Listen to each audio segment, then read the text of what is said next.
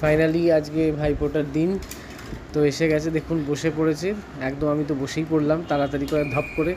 আবার এই যে আমার দিদি দেওয়া শুরু করে দিল। আবার জল ছিল না, আমাকে বললো একটু জল দিন তার মধ্যে। আবার এই শুরু হয়ে গেল, দেখতে পাচ্ছেন। এবার এইভাবে আর কি 3বার দেওয়া হয়, 3বার দেওয়া হচ্ছে, অসুবিধা নেই। তো কী মন্ত্র পড়ছে অবশ্য বোঝা যাচ্ছে না আদৌ সেই মন্ত্রগুলো ভালো করে। এই মন্ত্রগুলো করতে গেছে আমার অবশ্য জানা নেই। যাই হোক, খুব আনন্দের দিন আজকে, সবাই এসেছিলো।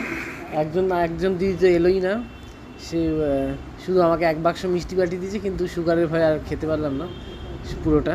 যাই হোক, তো খুব সুন্দর করেই কাটছিল। যদিও এই আবার ধান দুব্য দিচ্ছে মাথার মধ্যে, 1 গাদা ধান হয়ে গেছিলো। তবে ধান দুব্য দুটোই হচ্ছে, যে একটা ঐশ্বর্য এবং আরেকটি হচ্ছে আরোগ্যর প্রতীক। তো সুন্দরভাবে আর কি এটা হয়েছে। আর এই রিচুয়ালসটা সাধারণত বাঙালিদের মধ্যেই দেখা যায়, মাথায় ধান দুব্য দিয়ে আশীর্বাদ করা। পাশ থেকে শুনু অবশ্য চেঁচাচ্ছে, ওর নাম শুনু। তো ও কী বলতে চাইছে, যে ওকে ধান দুব্য দিয়ে আশীর্বাদ করতে হবে নাকি আমাকে দিচ্ছে বলে রাগ, বোঝা গেল না। যাই হোক, তো ওকে ধান দুব্য দিয়ে আশীর্বাদ করার কোনো ইচ্ছে ছিল না, কিন্তু যদি ওর আমার একটু মনে হলো যে ও আমার মিষ্টির দিকে তাকিয়ে রয়েছে।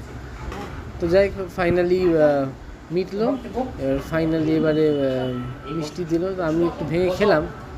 তো সাথে সাথে দিদিকে বললাম একটু খেতে, কিন্তু খেলো না। যাই হোক, জোর করলাম, তো বললো নাকি খেতে নেই নাকি। প্রণাম করে নিলাম আমি একটুখানি। আবার কোনোদিন প্রণাম করতে নেয় না, ব্রাহ্মণ মানুষের প্রণাম নেব না, কিন্তু আজকে প্রণাম নিয়ে নিল।